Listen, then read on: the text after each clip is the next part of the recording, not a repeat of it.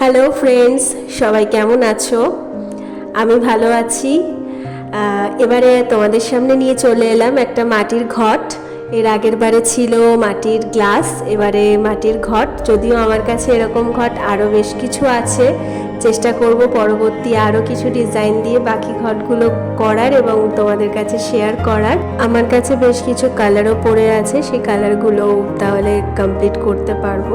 আরও 3টে ঘট আমার কাছে আছে, তো সেগুলো আশা করি কমপ্লিট করে তোমাদের সাথে শেয়ার করব। নিশ্চয়ই এক একটা ঘট আমি এক একটা ডিজাইন দিয়েই করব এবং এক একটা ভিডিও তোমাদের সাথে শেয়ার করব, যেমন এটা করলাম।